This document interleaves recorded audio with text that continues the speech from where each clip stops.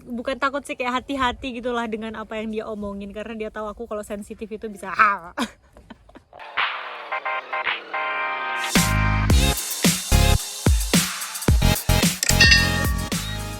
Hai guys, welcome back to my channel. Apa kabar kalian? Semoga kalian baik-baik saja. Nah, akhirnya kali ini aku mempunyai kesempatan untuk aku akan menjawab semua pertanyaan-pertanyaan kalian untuk teman-teman yang baru mampir di channel aku. Itu kalau nggak salah 2 hari yang lalu aku akan membuka Q&A ya. Jadi aku tuh membuka Q&A bagi teman-teman yang penasaran, ada yang mau tanya apa-apa, aku juga nggak tahu kan. Dan hasilnya positif banget ya, jadi tuh banyak banget yang nanya. Jadi kalau nggak salah itu ada 100 berapa komen gitu, aku juga nggak ingat, tapi lumayan banyak ya. Dan aku nggak tahu gimana cara pilihnya, jadi di sini aku tulis semua. Jadi aku udah transfer di HP aku ya. Ntar aku tunjukin. Jadi aku sudah transfer semua ke email aku, dan ini adalah semua pertanyaannya guys ya. Aku nggak tahu bakal aku jawab semua pertanyaan ini atau enggak, karena kita nggak tahu ya. Ini durasinya bakal berapa menit, aku juga nggak tahu. Jadi sebelumnya aku berterima kasih sekali kepada teman-teman semua, kepada semua viewers aku dan subscribers aku. Terima kasih banyak karena kalian aku bisa di titik ini. Dan kalau nggak salah aku sudah punya sekitar 6.000 subscriber ya. Ya ampun, terima kasih banyak. Jadi kali ini aku sendiri bersama Evan karena Julian lagi sibuk ya, jadi dia lagi kerja. Dan di sini aku bersama Evan, dan yang baru mampir di channel aku, perkenalkan, ini anaknya siapa?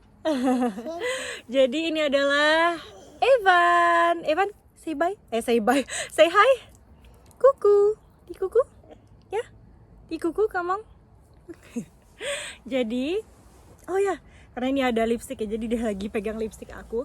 Karena kemarin juga ada salah satu yang nanya apa sih lipstick yang aku pakai, dan mungkin kelihatan lebih kayak glossy gitu ya. Jadi sebelum aku lanjut ke Q&A, itu aku akan kasih tahu kalian apa sih lipstick yang aku pakai. Jadi aku pakai L'Oreal Paris ya. Jadi kalau misalnya kalian mau tahu nomornya, yaitu Color Rich Matte yang nomor 640. Namanya Exotic. Jadi Exotic ya. Jadi bentuknya seperti ini.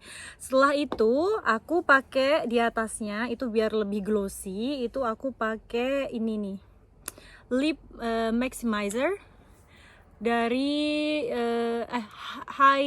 apa bacanya ini guys ya, Hyaluronic Lip Plumper. Jadi intinya ini lip plumper ya, dari Dior ya, dari Dior. Jadi warnanya itu yang sebentar, nggak tahu bebe, mama nggak tahu nomornya berapa ini.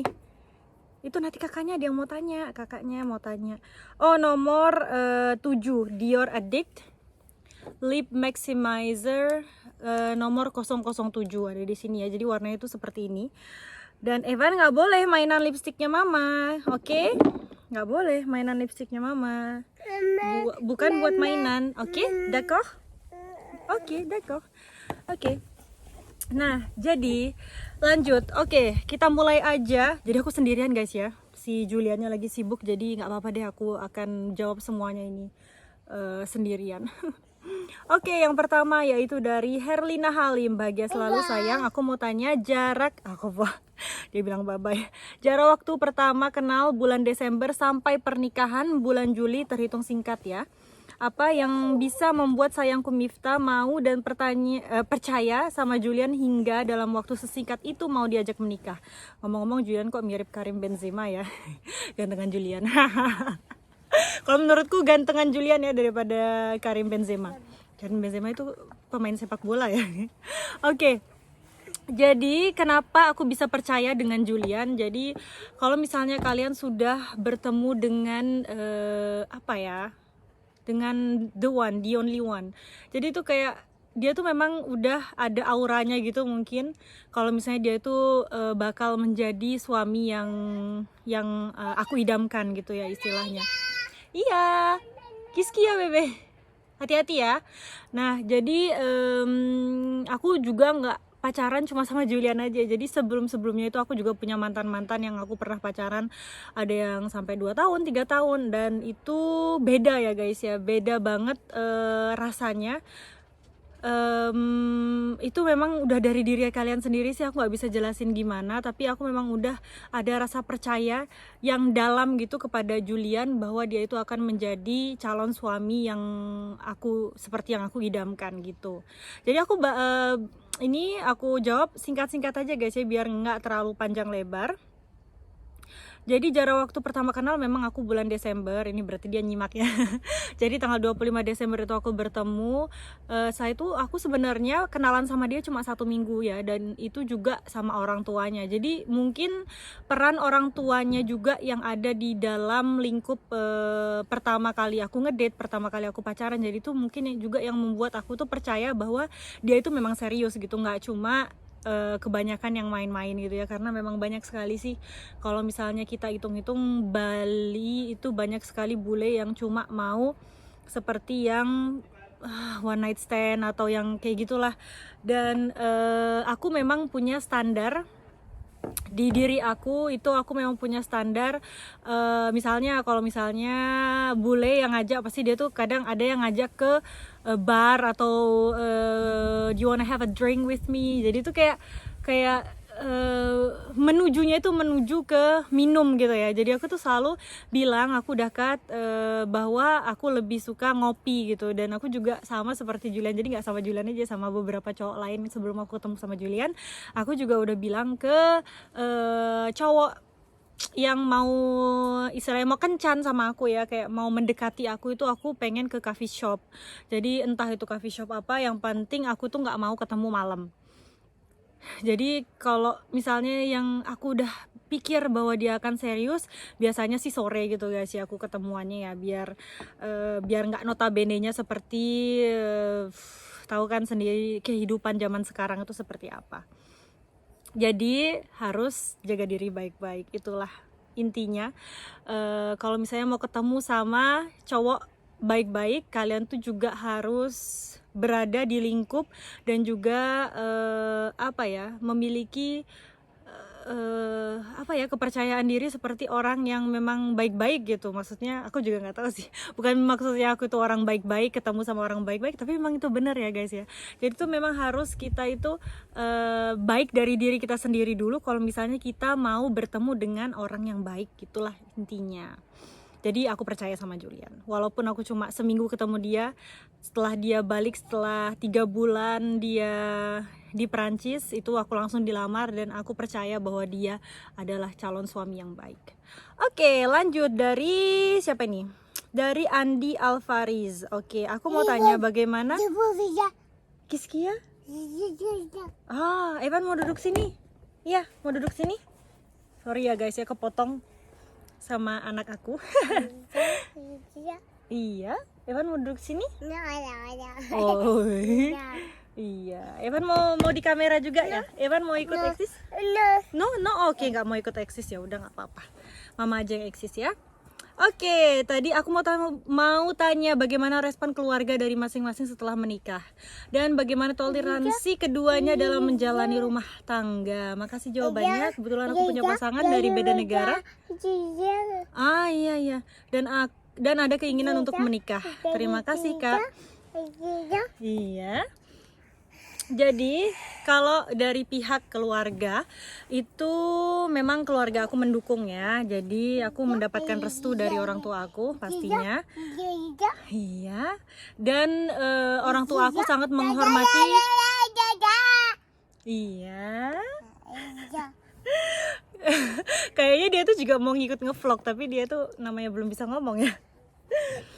Nah, jadi orang tua aku tuh memang setuju ya dengan pernikahan aku, dan of course orang tuanya Julian juga setuju dengan pernikahan aku, mendapatkan restu dari kedua belah pihak. Dan aku pikir toleransinya sangat tinggi ya, karena orang tua aku itu juga kayak apa ya, kayak menghormati keputusan aku untuk pindah ke Prancis dan tinggal di sini, nggak tinggal di Indonesia. Walaupun mereka tahu itu bakal jauh banget dan bakal lama banget baru ketemu sama aku ya. Iya. Setelah itu orang tuanya dia di sini tuh juga toleransinya itu juga tinggi. Karena kenapa? Kalau aku bilang karena sebelumnya memang tahun pertama dan tahun kedua itu aku masih tinggal sama mertua aku. Aku hamil itu kita langsung jadi kayak pindah rumah gitu lah. Maksudnya nggak tinggal bareng lagi. Dan mamanya pindah ke Cannes sama papanya pindah ke Cannes. Tapi sebelumnya itu sih aku juga pernah pindah sekali ya di dekat sini untuk gimana sih kayak hidup di apartemen atau kayak gitu ya. Dan aku cuma bertahan kalau nggak salah 3 bulan. Nggak sampai 3 bulan deh, 2 bulan setengah atau siang Evan. 2 bulan setengah aku balik lagi ke rumah ini dan akhirnya mama papanya yang pindah ya dari rumah ini tuh sekitar sudah udah 2 tahun pernikahan deh kalau nggak salah, pas 2 tahun pernikahan iya. Jadi memang bagaimanapun hubungan kita dengan mertua itu kan, hubunganku sama mertua aku tuh sangat baik, tapi pasti ada aja 1 atau 2 masalah yang timbul karena kita tuh kayak nggak bisa jadi diri kita sendiri. Karena memang sebagai menantu itu harus menghormati keputusan mertua apapun itu ya. Jadi tuh kalau misalnya kita kayak nggak setuju itu jadi kayak nggak enak gitu, kayak mengungkapkannya gitu ya, apalagi kalau misalnya tinggal bareng. Dan memang mereka ngerti bahwa pernikahan itu memang tidak bisa tinggal bareng mertua, karena yang memiliki kehidupan itu ya aku sama Julian. Jadi memang mereka sepakat memang kita harus pisah, walaupun Julian itu anak satu-satunya guys. Jadi dia itu benar-benar deket banget sama orang tuanya, dia tuh cerita apapun sama orang tuanya. Jadi untuk aku itu juga aku harus sabar karena memang sifatnya Julian waktu awal-awal itu masih kayak dia itu terbiasa dengan dengan apa sih, kalau misalnya anak satu-satunya itu kayak keinginannya itu selalu dipenuhi yang seperti itulah. Dan akhirnya sekarang dia itu bisa lebih kayak share gitu, walaupun itu butuh proses ya guys ya. Jadi itu menikah dengan anak tunggal aja udah agak Evan no nggak boleh ke sana. Dan untuk mencocokkan sifatnya Julian itu juga butuh waktu ya. Aku tuh nggak pernah berantem sama Julian tuh enggak ya guys ya. Jadi tuh ada prosesnya untuk, karena aku kan pacarannya sebentar banget ya. Jadi tuh kayaknya itu habis menikah itu barulah kita saling mengenal gitu guys. Jadi tuh adalah up and down-nya sebagai pasangan suami istri ya. Oke, jadi lanjut, kayaknya aku jelasinnya lumayan agak panjang ya. Terus itu yang selanjutnya yaitu Caca. Kak mau nanya satu, aduh ini pertanyaannya ada 6 ya. Satu orang 6 pertanyaan. Caranya ngajarin bahasa anak kawin campur itu gimana? Jadi aku tuh harusnya pakai bahasa Indonesia. Iya sayang. Oh, oh, giding nah. Ada giding. Evan, giginya mana gigi? Gigi, cium mama. Kena lipstik, cium mama. Ayo, kena lipstikku lagi. Cium. Cium gimana? Giginya mana? Tunjukkan giginya dulu. Giginya. Mana giginya? Gitu. Giginya mana? Tunjukkan giginya. Gigi. Ini gigi mama. Gigi Evan mana? Gigi Evan udah banyak. Lanjut tadi apa? Sorry ya guys ya, karena aku harus sama Evan, jadi memang harus seperti ini. Nggak tahu ini nanti bakal berapa lama, tapi kalau misalnya memang terlalu panjang aku bakal cut jadi part 1 part 2 ya. Dan aku juga harus ngeliat Evan tuh. Setelah itu cara ngajarin bahasa ke Evan. Jadi itu aku harusnya itu selalu pakai bahasa Indonesia, tapi kadang-kadang itu aku bandel. Jadi tuh aku tuh mix semua bahasa, jadi kayak bahasa Inggris, bahasa Perancis, bahasa Indonesia aku mix gitu. Kadang satu kalimat aku bikin 3 bahasa dalam satu kalimat, jadi tuh nggak bagus ya guys ya. Jadi aku tuh harus konsisten sama bahasa Indonesia. Kalau misalnya Evan mau bicara bahasa Indonesia, karena kasihan nanti nenek sama kakeknya yang di Indonesia, karena mereka tidak bisa bahasa Perancis ataupun bahasa Inggris, jadi dia tuh harus mau nggak mau Evan tuh harus bicara bahasa Indonesia supaya ngerti sama nenek kakeknya ya. Terus itu Julian pakai bahasa Perancis, jadi selalu pakai bahasa Perancis, dan juga kakeknya di sini. Jadi di sini tuh papi bilangnya. Papinya Evan tuh juga bahasa Perancis, dan maminya, karena maminya Evan itu orang Jerman ya, jadi dia tuh pakai bahasa Jerman ke Evan. Oke. Setelah itu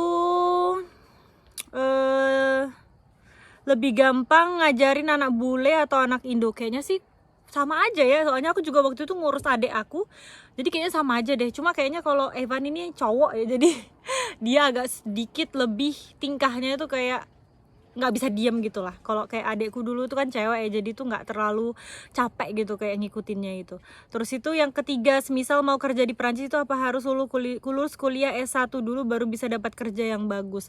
Kalau di sini sih iya ya, kalau di sini sih memang harus kuliah dulu ya baru bisa mendapatkan kerja yang lumayan bagus. Kalau misalnya kayak lulusan SMA gitu, nggak juga harus lulusan kuliah juga, S1 juga sih kalau misalnya kalian mau berhasil gitu ya, maksudnya kayak mau jadi orang sukses, itu diri kalian sendiri sih. Kadang-kadang juga ada yang kerja di hotel misalnya gitu yang nggak harus S1 ya, yang punya pengalaman itulah yang lebih diutamakan ya.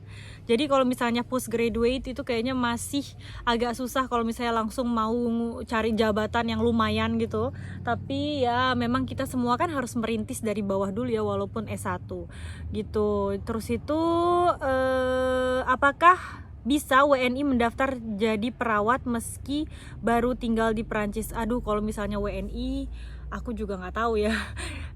Karena memang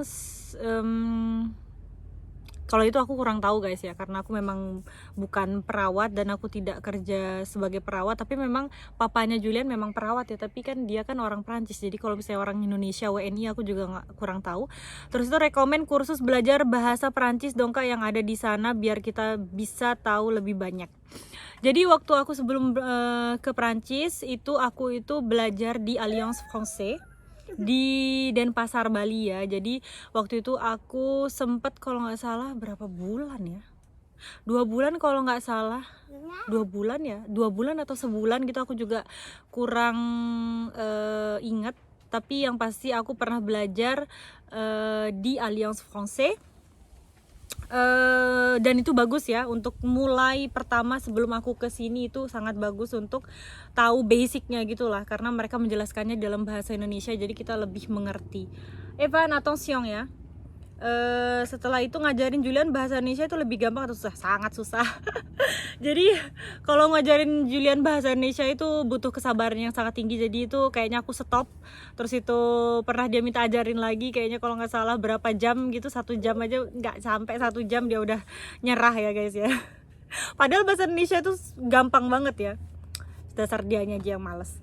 Terus itu Budi Robert, Kak mau nanya umur Kak Miftah dan Kak Julian berapa sih, dan perbedaan umurnya juga berapa tahun sih Kak? Jadi aku kelahiran tahun 1992, yaitu bulan Agustus. Sekalian aja aku sebutin tanggal lahir. Jadi aku tuh lahir di tanggal 16 Agustus 1992. Jadi di Agustus ini aku akan beranjak 28 tahun. Tua banget ya guys ya, 28 tahun. Dan Julian itu lahir, tuh kan pertanyaannya tanggal lahir lagi, tapi aku udah ingat kok guys. Jadi itu Julian tuh lahirnya di tanggal 19 Oktober 1990. Jadi Julian akan beranjak 30 tahun di Oktober ini. Iya nak. Jadi aku tuh sama Julian bedanya 2 tahun ya guys ya. Jadi bedanya 2 tahun, gak banyak. Evan gak boleh. Ayuria Anmi, Kak Miftah salam kenal Kak, waktu kakak ke Perancis nikah lagi di Perancis atau cuma celebrate aja Kak, dan kakak pakai visa apa, visa holiday atau visa apa Kak, mohon dijawab ya Kak please. Jadi itu sebenarnya guys, waktu aku ke Perancis itu aku nikah, aku tuh masih pakai visa turis ya guys ya. Tapi aku sudah daftar segalanya sebelum aku even ke sini ya. Jadi semua itu sudah siap sebelum aku ke sini. Surat-suratnya itu semuanya, dan aku positif bahwa aku akan di accept ya, apa sih namanya, visa aku bakal di accept sama embassy, dan ternyata aku dapat visanya dan aku menikah di sini dengan status aku masih pakai visa turis. Oke. Celebrate aja enggak, aku memang nikah di sini nikah sipil ya guys ya. Jadi di sini itu nikah sipilnya, nikah resminya itu di sini, dan yang di Indonesia itu cuma nikah agama between keluarga aja. Oke, setelah itu Hari Winarti Surabaya hadir. Surabaya. Selamat terus Mbak Miftah. Semangat ya, semangat terus Mbak Miftah bikin vlog berikutnya. Tayangin dong video Julian waktu ijab kabul dan yang baru diceritain aja aku sudah ngakak, apalagi kalau nonton videonya. Aduh guys, jadi sebenarnya sih kalau misalnya kalian lihat fotonya itu ada papanya Julian itu pegang GoPro ya. Tapi aku tuh nggak ngerti kenapa aku nggak punya videonya. Kayaknya waktu itu papanya Julian itu lupa mencet.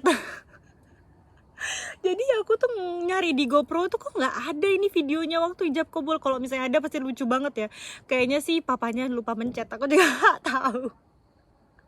Jadi ya begitulah guys. Jadi memang ya di aku tuh pernikahan aku tuh dua-duanya tuh nggak ada videonya guys. Aku juga nggak tahu kenapa nggak kepikiran untuk ada videografer. Yang aku ingat itu cuma fotografer aja. Tapi kalian tahu sendiri ya, karena pernikahan aku tuh memang bener-bener antara keluarga dan teman-teman terdekat. Jadi itu kalaupun dibuat video itu kayaknya juga apa yang mau dibuat video ya. Jadi karena memang video pernikahan aku tuh sangat-sangat sederhana guys. Jadi ya udah deh, aku rekam di otak aku aja. Nanti insya Allah kalau misalnya waktu kita mungkin pernikahan ke-30 mungkin ya, kita mau ngadain kayaknya prewedding sama nikahan lagi gitu ya. Untuk mengingat, untuk apa ya, kayaknya untuk buat video dan untuk buat foto yang bagus gitu ya, waktu kita berumur, nggak tahu ya berumur, jadi sekitar 26 tahun lagi lah. Lama banget ya. Oke. Terus itu Loras Tyrell, semangat terus bikin videonya, luar biasa ngedit sendiri, yang ngedit pakai HP sendiri ya. By the way, kalau perjalanan dari Vongs ke Nice dan Vongs ke Cannes berapa lama? Apa mirip kayak Kuta Seminyak Canggu? Kalau Vongs ke Nice itu kita bisa pakai apa ya, jalan tol ya. Kalau pakai jalan tol dari tempatku ke Nice itu sekitar ya, kalau misalnya nggak terlalu macet ya 45 menit. Kalau misalnya dari Vongs ke Cannes sama aja 45 menit. Jadi sama aja sih ininya, apa sih namanya, jaraknya dari Vongs ke Cannes dan Vongs ke Nice. Setelah itu kalau kayak Kuta Seminyak Canggu kayaknya itu deket banget guys ya. Ini udah pakai jalan tol 45 menit. Kalau misalnya dari Kuta ke Canggu itu kan memang mungkin bisa 40 menit, tapi kan karena macetnya ya guys ya. Oke, lanjut. Irina Chandra, halo Miftah, salam dari Vancouver. Gimana sih bacanya guys? Tapi aku aslinya dari Bali. Wah, orang Bali. Kangen Bali nggak? Banget, kangen banget. Gue gagal mudik tahun ini gara-gara COVID. Oke. Suka banget sama lip color Muna. Tadi kan udah aku ini ya, sudah aku share di awal tadi ya. Ini si Irina Chandra ya, yang aku pakai tadi L'Oreal sama lip maximizer ini. Itu jadi itu ya.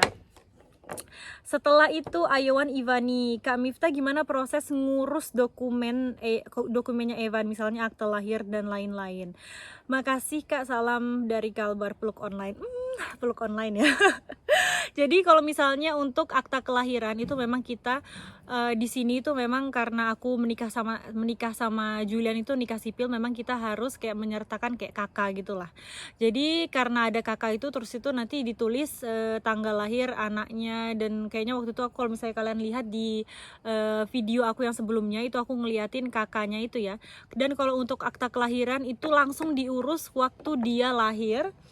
Itu rumah sakit langsung ngasih surat keterangan gitu, dan kita harus langsung karena rumah sakitnya itu aku bukan di Vons ya, jadi namanya itu Cannes-sur-Mer. Jadi aku tuh harus ke La Mairie yang di Cannes-sur-Mer. Jadi itu harus ke kayak balai kota yang di deket rumah sakitnya itu. Jadi daerah rumah sakitnya itu namanya Cannes-sur-Mer. Jadi apa? Iya. Apa nak? Jadi di Cannes-sur-Mer. Jadi gampang sih, nggak susah. Jadi yang penting surat kayak akte kelahiran, kakak pernikah, surat kakak itu yang pasti harus ada. Tapi kalau misalnya di sini ya guys ya, di Prancis itu juga kalau misalnya mau dapetin akte kelahiran tuh namanya kan apa sih namanya? Acte de naissance ya kalau di sini bahasa Perancisnya. Kalau mau dapetin acte de naissance itu kayaknya nggak harus menikah juga sih guys. Jadi kalau misalnya di sini tuh ada namanya PAC. Jadi PAC itu kayak resmi juga kayak pernikahan, tapi dia tuh semi pernikahan gitulah. Namanya PAC. Itu aku juga kurang ngerti sih karena aku memang menikah sipil ya di sini ya. Bukan PAC itu. Setelah itu mana tadi ya? Oh ya, Wiwik Said. Salam kenal Miftah. Evan, dia bawa lipstikku. Karena waktu itu lipstikku udah dihabisin, dicelupin sama maskara dong, yang lip gloss aku. Maskaranya dibuka, lip glossnya dibuka, dan dia salah masukin. Jadi lip gloss aku yang bening itu semuanya hitam karena maskara dong. Evan, awas ya.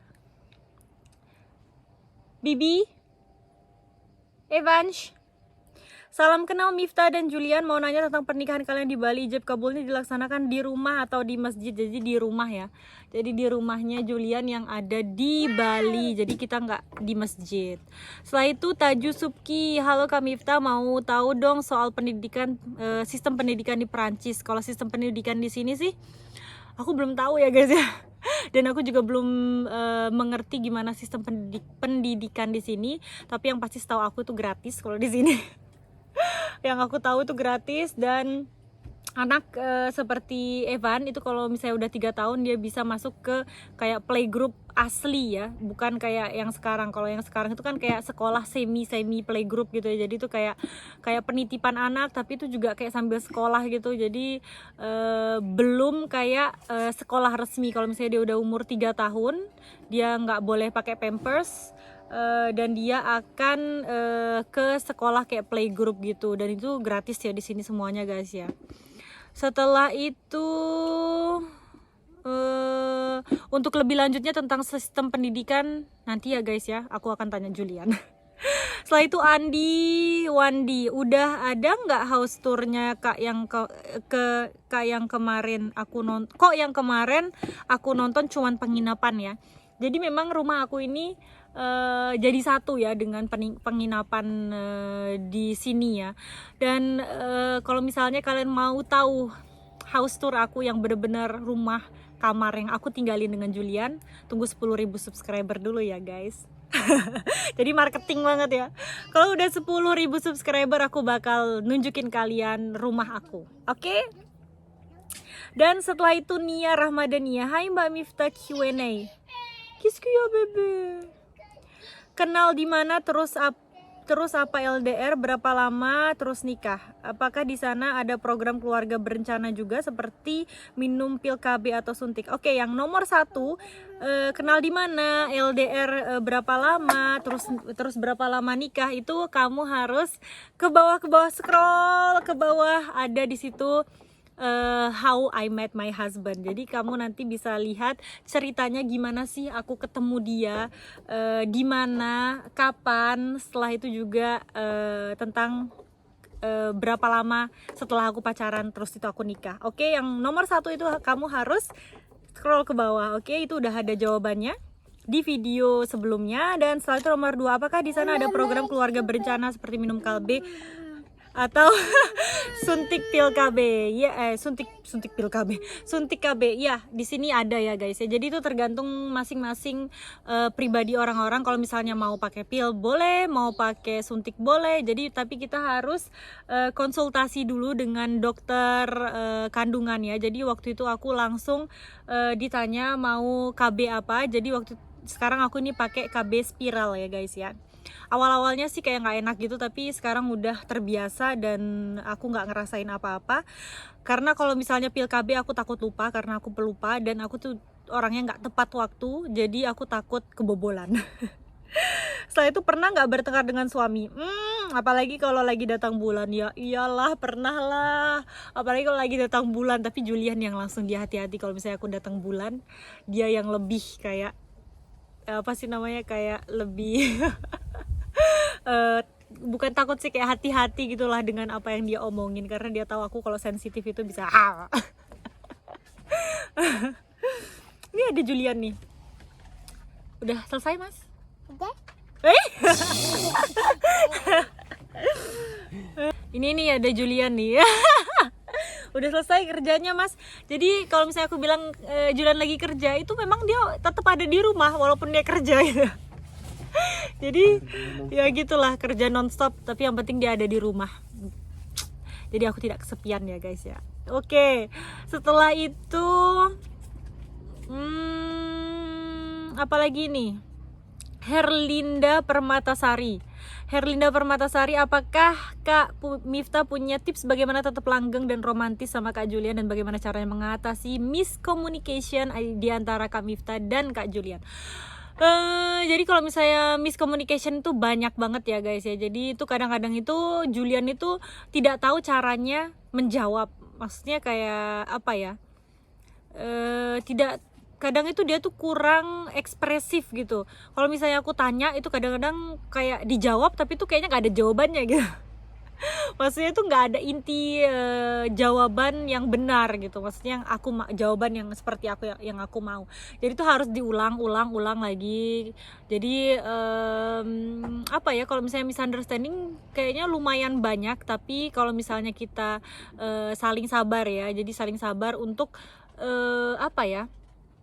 Kayak misalnya aku tanya sesuatu yang mungkin dia itu lagi main HP atau mungkin lagi kerja, tapi aku tanya sesuatu, itu kadang itu kayak otaknya dia tuh kayak nggak bisa dibagi dua gitu antara kerjaan satu dengan kerjaan lain gitu. Jadi kalau misalnya dia lagi dengerin ini, dia nggak bisa dengerin ini, atau nggak tahu sih, mungkin cowok memang kadang seperti itu ya, atau semua cowok seperti itu, aku juga nggak tahu. Kalau wanita kan kayaknya kita nih multifungsi gitu, bisa sambil gini bisa sambil jawab gitu. Kalau misalnya dia udah ngelihat sesuatu di HP, jadi dia tuh kayak nggak bisa, otaknya tuh gak bisa terbagi dua ya. Jadi aku harus sabar juga. Jadi kadang tuh banyak sekali salah paham waktu ini pasti kalau misalnya ditanya pasti nggak dijawab, jengkel kan gitu ya. Padahal tuh enggak, padahal itu memang dia tuh kayak nggak denger gitu kalau ditanya gitu loh. Jadi itu aja sih kayaknya. Kalau misalnya masalah-masalah yang lain dan gimana caranya biar dia itu tetap apa ya, kayak tetap romantis gitu ya. Kita harus lebih mengerti aja sih, saling mengerti ya, bukan aku aja yang harus mengerti dia, jadi dia juga harus mengerti aku. Kalau misalnya kayak dia capek atau apa gitu, aku tuh sering banget sebelum tidur itu tuh aku selalu pijetin kepalanya dia sampai aku ketiduran. Tapi memang tangan aku ini memang tangannya pemijet ya kayaknya. Jadi tuh enak banget kalau misalnya kayak mijetin kepalanya dia gini-gini sambil aku tidur, sambil aku ketiduran gitu. Jadi dia ketiduran, aku juga ketiduran gitu. Jadi kayak lebih cepet aja tidur kalau misalnya tanganku itu kayak megang-megang kepalanya dia, dan dia tuh suka banget. Jadi kayak win-win situation gitu ya aku sama dia. Dan itu dia tuh udah kayak istilahnya kayak romantis gitu bagi aku sama dia. Jadi romantis itu guys nggak harus candlelight dinner, nggak harus kayak gitu sih. Jadi tuh kayak pegang tangannya dia, terus itu sering cium dia, terus itu sering kayak misalnya kalau lagi dia kerja, kayak nanya aja sih, walaupun aku juga nggak terlalu intuit gitu, aku juga tanya semuanya nggak apa-apa, semua baik-baik aja gitu. Jadi tuh kayak berikanlah perhatian kecil kepada pasangan kita walaupun tuh nggak terlalu romantis gitu ya. Jadi tuh mungkin dia lebih appreciate dengan yang kecil-kecil gitu, dengan perhatian kita ke dia gitu. Oh capek gitu kan, mau di kepalanya mau di ini ya, pokoknya gitulah guys. Jadi dia tuh juga kayak gitu. Kadang dia nanya mau dipijet, aku langsung bilang pijat baru 2 detik juga udah selesai gitu ya. Jadi itu kadang-kadang itu kita tuh kayak bercanda-bercandaan gitu doang sih, tapi padahal nyatanya tuh dia juga nggak pijet aku, tapi cuma nanya doang. Dan dia juga tahu soalnya pijitannya nggak enak. Gak tahu disengaja atau enggak, biar dia nggak pernah pijet aku juga nggak tahu, tapi aku kayak geli gitu lah pijitannya si Julian tuh. Jadi malu gue. Jadi pokoknya itu hal kecil lah guys yang bisa bisa buat kalian itu tetap romantis gitu. Terus itu, dan kalian harus wajib ya menunjukkan care-nya kalian ke orang yang kalian sayang. Karena gimana mereka mau tahu kalau misalnya kalian care sama dia, kalian cinta sama dia gitu, kalian nggak bakal bisa tahu, mereka nggak bakal bisa tahu kalau misalnya tidak dengan tindakan lisan. Jadi itu kita harus nunjukin ya guys, itu penting supaya pasangan kita tuh tahu kalau misalnya kita tuh masih sangat jatuh cinta kepada mereka. Setelah itu, aduh, saya tuh lanjut.